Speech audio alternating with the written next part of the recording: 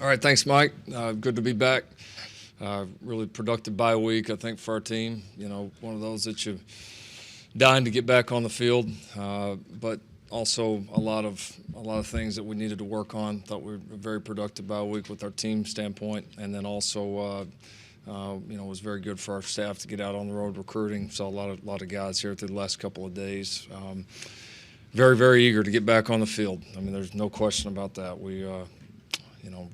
And a chance to do it not only here in front of our home fans, but with a night kickoff that we haven't had here in a while. It's going to be a lot of fun. So we're obviously playing a really good Iowa State team. A lot of history with those guys. We know the quality of team that's coming in here. You know, they've lost 3 games this year. All of them one-score games, and certainly watching those games, you can make an argument probably should have won at least a couple of them. So very, very capable, very good on both sides of the ball. They're playing, well defensively again, like they have the last couple of years. Frustrating people, shutting a lot of really good offenses down or limiting them. And then offensively, you can tell, with the quarterback returning, you see certainly some progress there. They've been pretty explosive this year, making a lot of big plays. The young running backs also done a nice job. So they've had a nice 1-2 punch there in the backfield. They're creative as they always are. So I mean, this will be a battle. It has been the last couple of years with those guys. I've said it many times, but Coach Campbell and that staff have done an outstanding job there, and you see their team continuing to progress and doing a lot of really good things. So we're excited to play them. Excited to play here. Prime time, 7 o'clock under the lights. Ought to be a heck of an atmosphere. I know our fans will be excited about it just as much as our team is. So certainly can't wait to get back out there. Okay, we'll start with Al. Do you foresee Jordan Kelly and Caleb Kelly playing this year, the 4 games, redshirt, and what situation with Calcaterra? Jordan and Caleb, they're both practicing full go with us now. It'll be just a week-to-week determination and kind of looking at it from 2 points of view. One, getting them ready to play. I said last week, being cleared and then being ready to play a lot of times are 2 different things, especially when you're coming off significant injuries like those 2 were. But they've made a lot of progress. It's nice to know that they're available to help us, and if we get to a point where where they can step out on the field and make a difference, then we're certainly going to play them. We know that, that we have the red shirt deal to play around with, with Caleb. And but we got to get to a point where he's confident, we're confident in him. But, it's something we're aware of and having ongoing conversations about. Calcaterra, honestly, along with the other injured guys that that we talked about last week, we're still in wait-and-see mode with those guys. I mean, the bye week was, like any injured player, the bye week was good for them. There was some added time to rest, recover, rehab, all that for all of those guys. But, we're going to get all of them back this week, see how much they progressed here through the weekend and make a determination later in the week. Lincoln, you played great defense in the first 7 games and not so good against Kansas State. How do you get back to playing like you were playing so well in the first 7? And you had 2 weeks to get it down, so do you see progress towards doing that? Yeah, we had a good week, but we've got to have another good week now and get ready to go play a good football team. We need to do the things well that we did the first 7, and we did a lot of things well. We got off the field, especially in the long yardage situations, and then we've got to create some turnovers. I mean, we've put ourselves in a tough position really the last 4 games. When you don't create turnovers, you have to play very well. And against, like I said last week, against our opponents, a lot of times that means 4 downs, not 3 downs, as far as getting people off the field. And so we got to get some turnovers. And when we get these guys in long yardage situations, we've got to do like we did in the first 7 weeks and get off the field and get the ball back to the offense. John Hoover. A couple of years ago, when it seemed like every week we were asking you, hey, how do you handle this? Your first one of these. Well, a couple of years ago it was your first loss.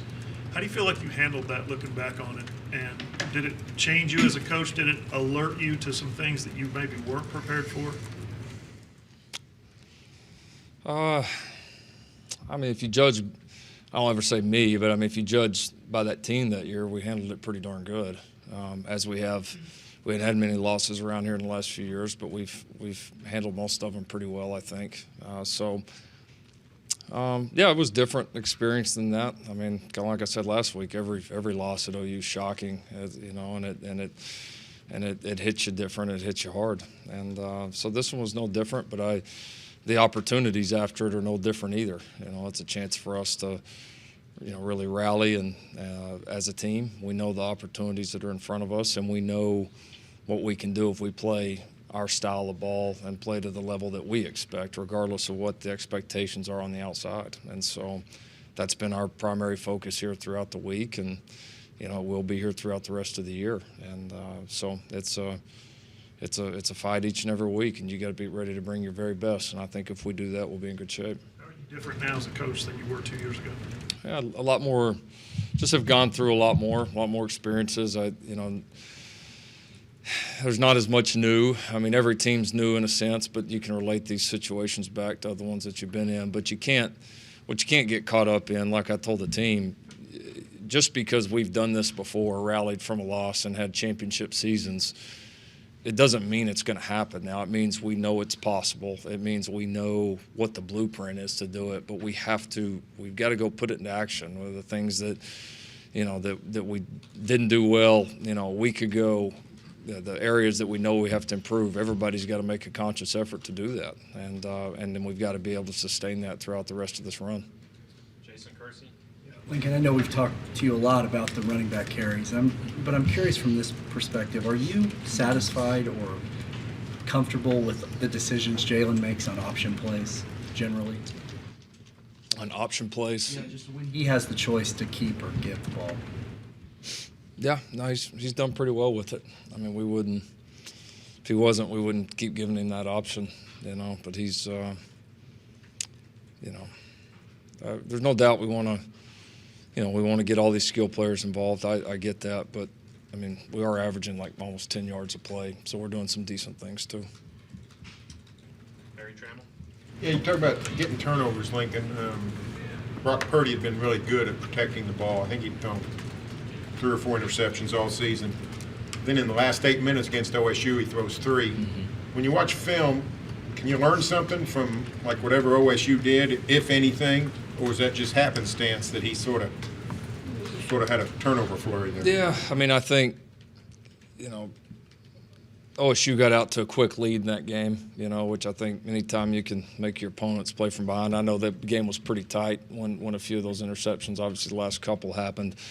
But if you can get the lead or get out to, you know, it makes a difference in the game. It does. And so, you know, playing well early. And then, you know, I don't know if there was anything magical defensively there. I mean, I think you saw guys capitalizing on mistakes. And, you know, and that's some of it is making your own luck and tipping balls or getting more pressure on the quarterback or making an active play in the secondary. But also, you know, when those opportunities come, when your opponents do make mistakes, then you have to capitalize on, especially against good teams. And that's, you know, we've got to create more opportunities for turnovers. But if you go back and look in the last several games, we've had several opportunities where they're right there in front of us. We got to make the play, and we've got to catch the ball. We got to get on the ball on the ground, and so. That's certainly been a focus point for us. Our guys are aware of it, you know, and they know how much of a factor it is. I mean, it's pretty amazing the quality of defense that we played in the first 7 with the number of times that we turned people over. I mean, really. And if we can get to the level we want to be in the turnovers and combine those two things, then you could have a pretty special group. Jenny Carlson. Lincoln, one of the pretty good things that might have got overshadowed by stuff that went wrong at K-State was CD. His play, he just continues to have huge numbers, electric plays. What have you been most impressed with just as he's continued to build on that sort of chapter after chapter of excellence this year? He stayed hungry to improve.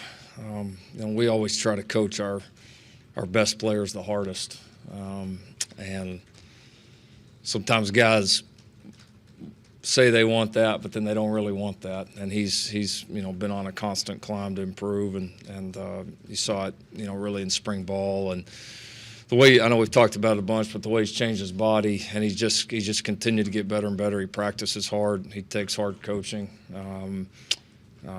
has never kind of gotten to a point here where, you know, he feels like he's too good to all of a sudden get coached hard or pointed out the things that he needs to do better. He takes them and he goes and he works on them. And so he's just made himself a much more complete player. And, yeah, he continues to make a lot of big plays. Ryan Aber. Lincoln, I know you said that the kicking competition was close between Callum and Gabe entering the season, but I imagine you never really know what you're going to get with those guys until you throw them out there. Yeah. What's been the most impressive thing about the way Gabe has handled things since he's been in that role? Yeah, just probably the unexpected nature of how it happened. Here he is doing 2 different roles for us as a young guy, and he's handled it well. But he's always kind of been one of those guys. Even when we do some things in practice to simulate, you know, pressure kicks or, you know, an overtime period or whatever it is, and all the ones like that, not that we've had, he seems to always make them. You know, I mean, he does. He just, you know, he might go out and hit, you know, 7 to 10 or 8 to 10 in a normal field goal period, but all of a sudden you give him kind of a pressure, more real life kick in that scenario. He'd always done really well. So you saw he kind of had the stomach for it, and and I think he's kicking with confidence now, and I think also the confidence he has in our field goal team, or the protection, and Casey and Connor has a lot to do with it. A young kicker having an experienced snapper and a really, really good holder makes a huge, huge difference. You know, it's almost like a young golfer having an elite caddy, almost in a way. I mean, it's having those guys there makes a big difference. Brian. Yeah, I see on the depth chart that Stevenson, Ramondre Stevenson is an or at running back, meaning possible starter. Are we going to see more of him? Is a chance we'll see more of him? And if so, why? I would say that room is still, you know, really ongoing. I mean, it's really week to week for us right now. I mean, we feel like we got multiple guys in there that are worthy of being starters, that all do nice things. They've all improved on their weaknesses.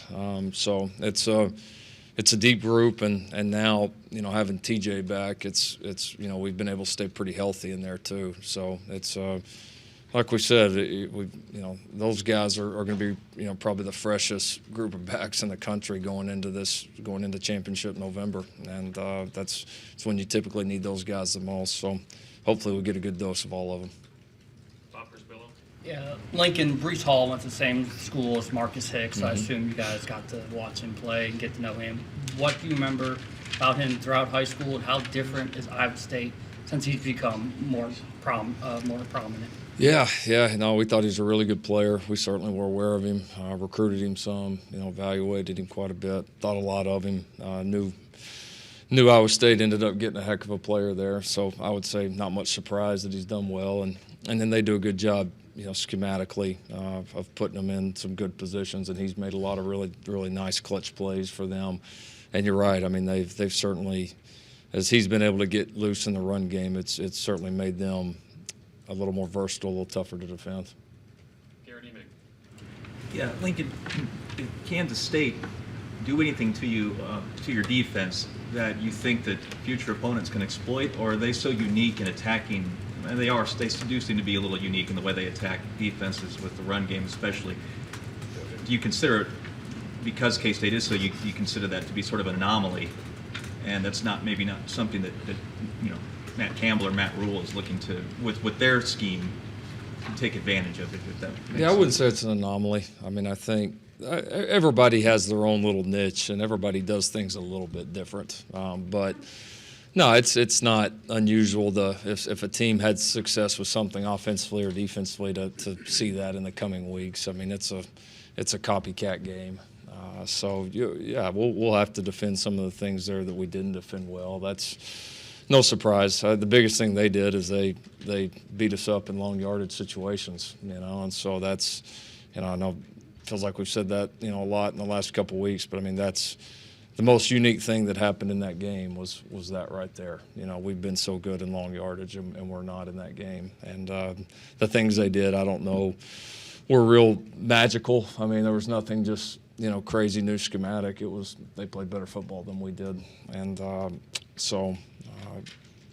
Will you buy a play here and there that that maybe hurts you that somebody else wants to try, sure. But I mean, that is every week. I mean, that's something we deal with on a weekly basis. Whether you win 60-20 or you lose the ball game, there's always a couple of plays that get you, and a lot of times you end up seeing them again. Dean Blevins. Lincoln, I'm sure you feel you need to establish some run. Every game teams want to do that. What's the matchup like between your offensive line and Iowa State's front? Because they are a good defense, but what about that battle there? Yeah, no, it'll be a good battle. They're a pretty experienced group up there. Several guys that we've been playing against for a long time. And then they're also very good in the linebacking core, and the way they involve their secondary guys in the run fits. I mean, they're unique that way. And they do a great job of coaching it.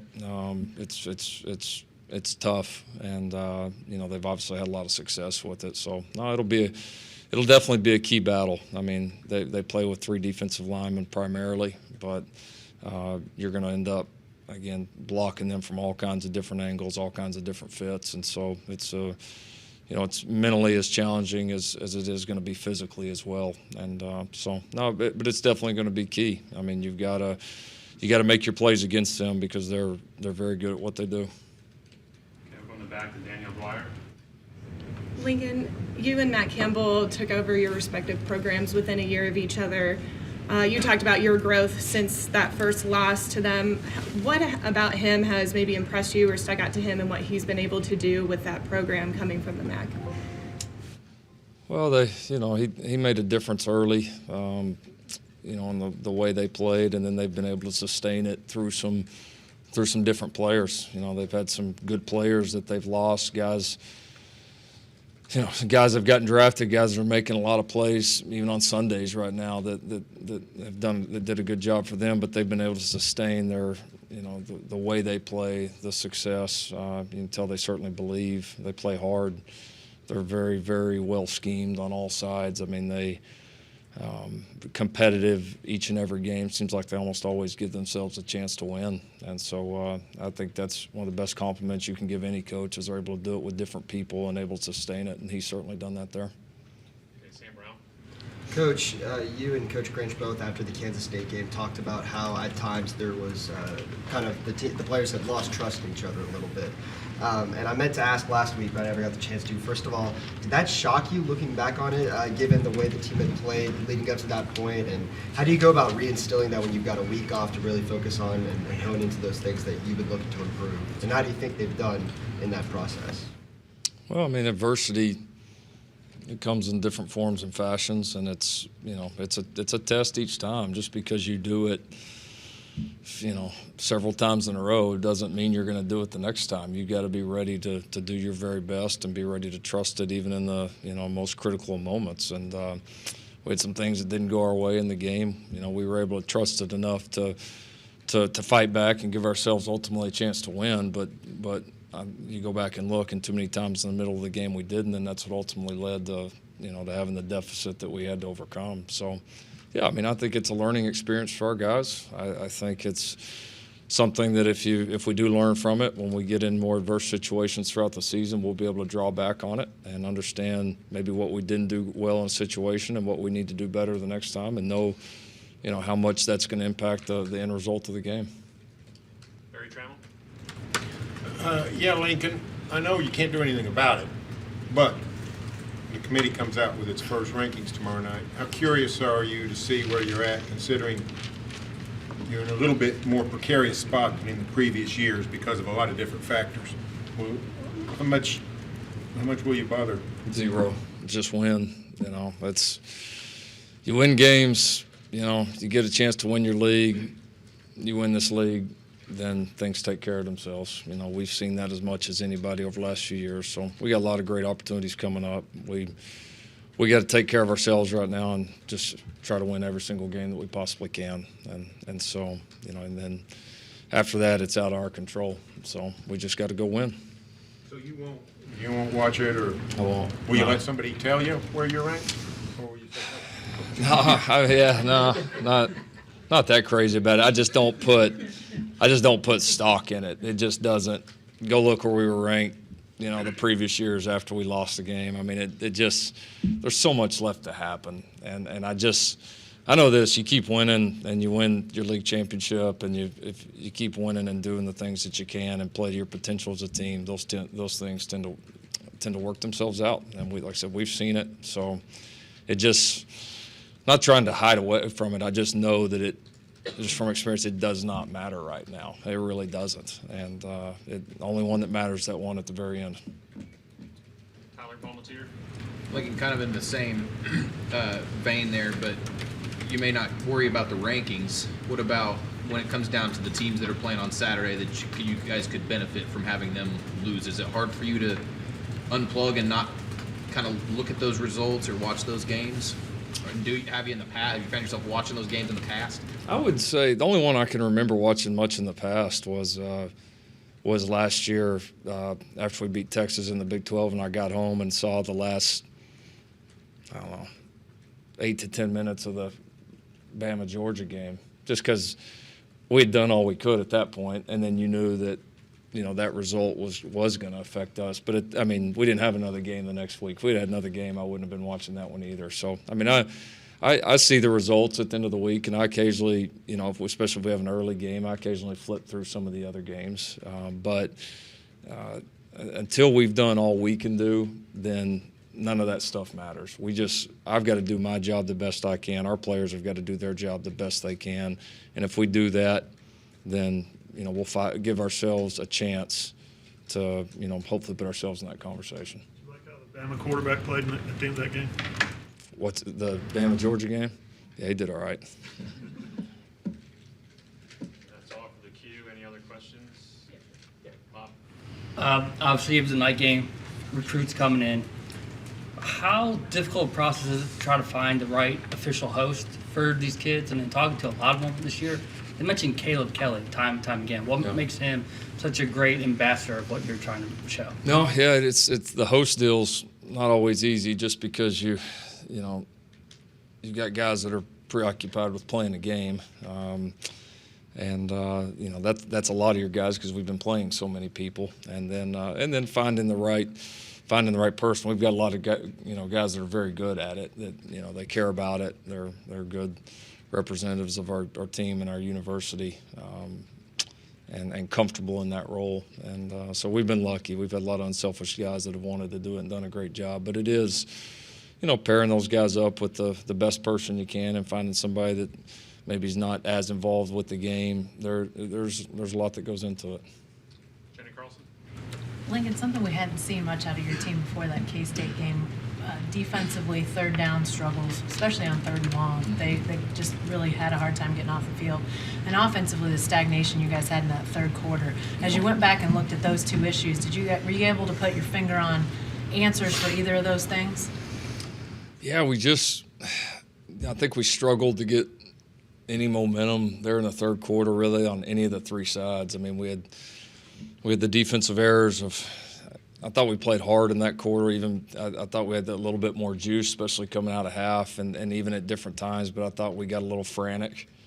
We made more just mental mistakes. We gave them some plays just totally based on mistakes, and did some of the same thing offensively. I think there was a frustration there offensively, especially. I think we had the 1 3 and out, and then after we fumbled the kickoff return, of just. They started to separate. Felt like our guys felt like really hadn't even had the ball, and so I thought there was a little frantic there too. And and sometimes that happens in the middle of the fight, and you got to remind yourself, of what it takes in that moment to get out of it and get that momentum back. And we got one spark play from CD on the screen, and then we took off from there. And so, It's a learning experience. It's the third quarter has traditionally been a really good quarter for this football team, and we're going to be in some other tight ones where we're going to have to come out of there and play well, and we've got to learn from it. Eric Bailey? Lincoln, we talked to Jalen a little while ago, and his attitude was just going well. 1-0 this week. What's he been like since the loss with his leadership?